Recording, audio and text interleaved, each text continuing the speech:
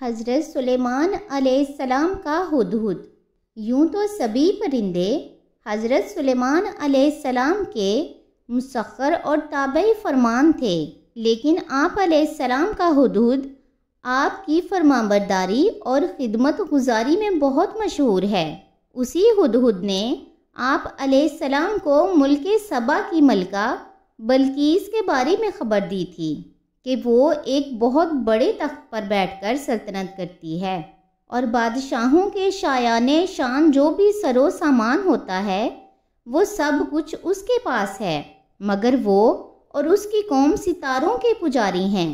اس خبر کے بعد حضرت سلیمان علیہ السلام نے بلقیس کے نام جو خط ارسال فرمایا اس کو یہی ہدہد لے کر گیا تھا۔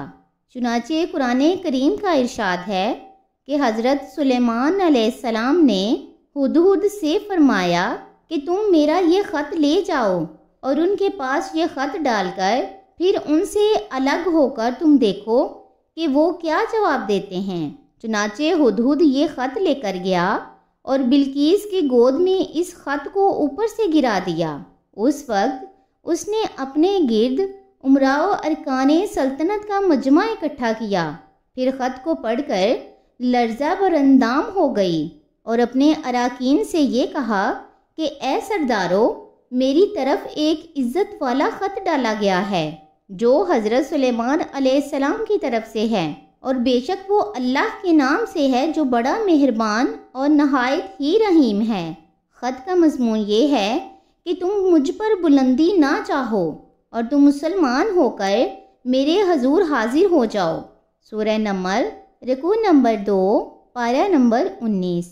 خط سنا کر بلقیس نے اپنے سلطنت کے امیروں اور وزیروں سے مشورہ کیا تو ان لوگوں نے اپنی طاقت اور جنگی مہارت کا اعلان و اظہار کر کے حضرت سلیمان علیہ السلام سے جنگ کا ارادہ ظاہر کیا۔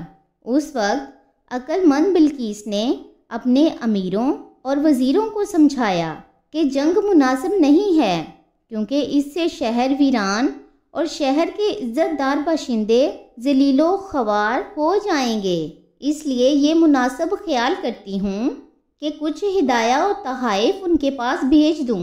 اس سے امتحان ہو جائے گا کہ حضرت سلیمان علیہ السلام صرف بادشاہ ہیں یا اللہ کے نبی بھی ہیں۔ اگر وہ نبی ہوں گے تو ہرگز میرا ہدیہ قبول نہیں کریں گے، بلکہ ہم لوگوں کو اپنے دین کے اتباع کا حکم دیں گے، اور اگر وہ صرف بادشاہ ہوں گے تو میرا ہدیہ قبول کر کے نرم پڑ جائیں گے۔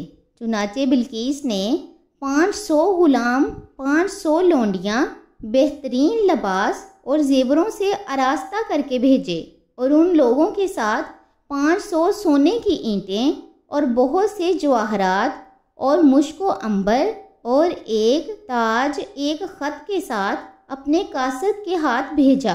ہدہد یہ سب دیکھ کر روانہ ہو گیا اور حضرت سلیمان علیہ السلام کے دربار میں آ کر سب خبریں پہنچا دیں۔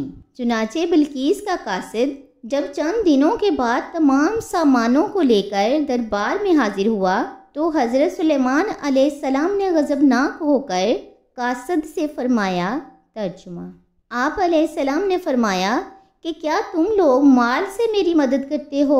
تو اللہ سے مجھے جو دیا ہے وہ اس سے بڑھ کر اور بہتر ہے جو تمہیں دیا گیا ہے۔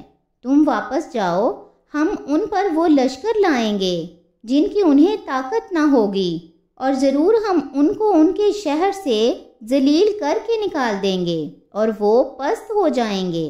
سورہ نمل رکوع نمبر 3 پارہ نمبر 19۔ چنانچہ اس کے بعد جب قاصد نے واپس لوٹ کر بلقیس کو سارا ماجرا سنایا تو بلقیس حضرت سلیمان علیہ السلام کے دربار میں حاضر ہو گئی، اور حضرت سلیمان علیہ السلام کا دربار اور یہاں کی عجائبات دیکھ کر اس کو یقین آ گیا کہ حضرت سلیمان علیہ السلام اللہ تبارک و تعالیٰ کے نبی برحق ہیں اور ان کی سلطنت اللہ کی طرف سے ہے۔